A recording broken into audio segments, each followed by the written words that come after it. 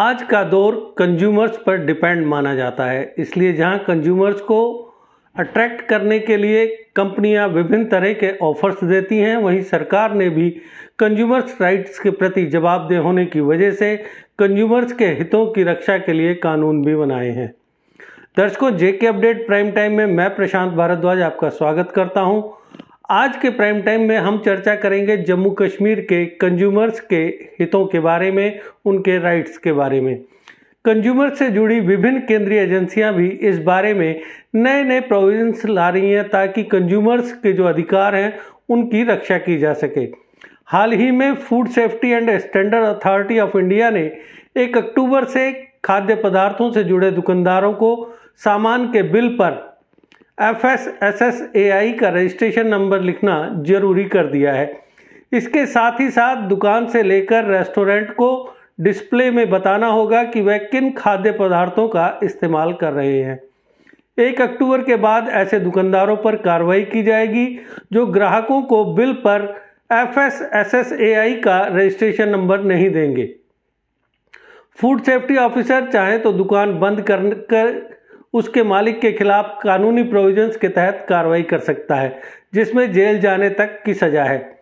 किसी भी food business operator का 14 डिजिट का FSSAI नंबर बिल पर आसानी से दिखता या उपलब्ध नहीं होता है। इसकी वजह से कंज्यूमर्स के लिए फूड बिजनेस ऑपरेटर की शिकायत करना बेहद मुश्किल हो जाता है।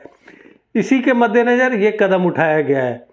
वहीं दूसरी ओर जम्मू कश्मीर में केंद्र शासित प्रदेश और डिस्ट्रिक्ट लेवल पर कंज्यूमर डिस्प्यूटेड रिड्रेसल कमीशन की स्थापना पर ढुलमुल रवैये का कोई अंत होता नजर नहीं आ रहा, जिसकी वजह से लोग उस फॉर्म से वंचित रह गए हैं जो उनके हितों की रक्षा कर सके। इसके अलावा इस वजह से कंज्यूमर प्रोटेक्शन एक्ट 2019 के कई प्रोविजंस जम्मू कश्मीर में लागू नहीं हो पाए हैं। लेकिन जम्मू कश्मीर की बात की जाए तो यहाँ फिलहाल ऐसा कोई मंच नहीं है जहाँ कंज्यूमर्स अपनी शिकायतें दर्ज करवा सके। मौजूदा वक्त में ना यूटी लेवल पर और ना ही डिस्ट्रिक्ट लेवल पर ऐसी कोई सुविधा कंज्यूमर्स को मिल पा रही है।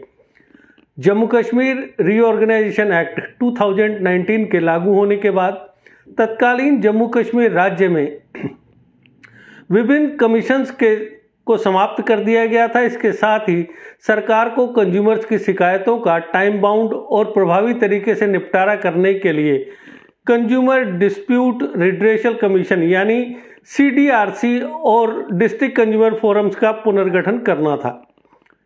इस साल फरवरी मार्च महीने में food civil supply and consumer affairs department ने यूनियन टेरिटरी लेवल के कंज्यूमर डिस्प्यूट्स रिड्रेसल कमीशन के प्रेसिडेंट एवं मेंबर्स के पोस्टों को भरने के लिए कंज्यूमर प्रोटेक्शन एक्ट 2019 के तहत बनाए गए रूल्स के सेक्शन 42 के तहत एप्लीकेशन इनवाइट कर एक प्रोसेस शुरू की थी। इसी तरह इस साल अप्रैल महीने में कंज्यूमर प्रोटेक्शन एक्ट 2019 की सेक्शन 28 के तहत केंद्र शासित प्रदेश के विभिन्न डिस्ट्रिक्ट्स में डिस्ट्रिक्ट कंज्यूमर रिड्रेसल कमीशन के प्रेसिडेंट पद पर अपॉइंटमेंट हेतु एप्लीकेशंस इनवाइट किए गए थे। इस साल फरवरी के महीने में यूटी लेवल के कमीशन और डिस्ट्रिक्ट फॉर्म्स के लिए प्रेसिडेंट और मेंबर्स के सिलेक्शन के लिए एक कमेटी का गठन किया गया था, जिसमें जम्मू कश्मीर हाई कोर्ट के जस्टिस तासीर अबस्तान, इसके चेयरपर्सन और होम डिपार्टमेंट के प्रिंसिपल सेक्रेटरी शालीन काबरा और food civil supply and consumer affairs department के सेक्रेटरी इसके मेंबर हैं।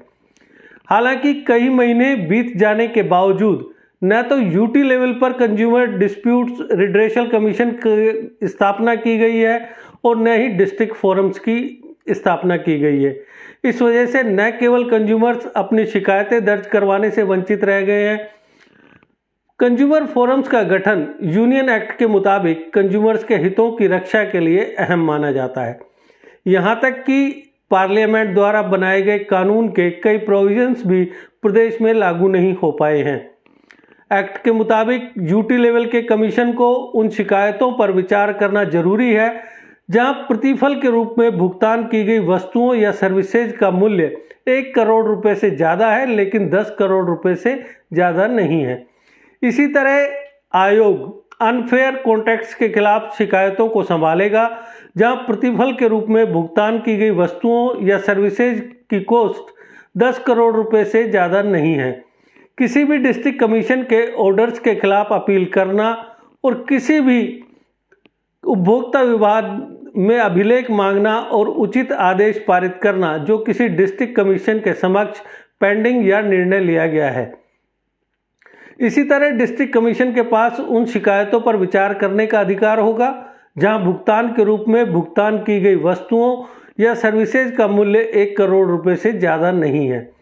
जब तक इन कंज्यूमर फोरम्स को और अधिक देरी के बिना स्थापित नहीं किया जाता, तब तक यूनियन एक्ट के प्रावधानों के मुताबिक उपभोक्ताओं की शिकायतों का कड़ाई से निपटारा नहीं किया जा सकता है।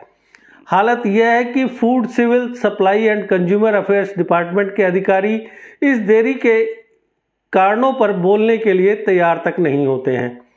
बताया जाता है कि हाल ही में chief secretary doctor Arun Kumar Mehta की अध्यक्षता में एक हाई लेवल मीटिंग में इस मुद्दे पर चर्चा की गई थी। चीफ सेक्रेटरी ने food civil supply and consumer affairs department को निर्देश दिया था कि कंज्यूमर्स की शिकायतों के निपटारे की फैसिलिटी के लिए जल्द से जल्द विभिन्न कंज्यूमर फोरम्स का गठन किया जाए। चीफ सेक्रेटरी के आदेश के बाद उम्मीद है कि फाइलें सही दिशा में आगे बढ़ना शुरू हो जाएंगी और जम्मू कश्मीर के कंज्यूमर्स को भी अपने राइट्स की सुरक्षा के लिए एक उचित मंच मुहैया होगा जहां वे अपनी शिकायतें दर्ज करवा सकेंगे। तो दर्शकों, आज के प्राइम टाइम में बस इतना ही। कल फिर किसी नए मुद्दे पर आपसे करेंगे चर्चा। तब तक दीजिए इजाजत। नमस्कार। जीके अपडेट रहे हमारे साथ।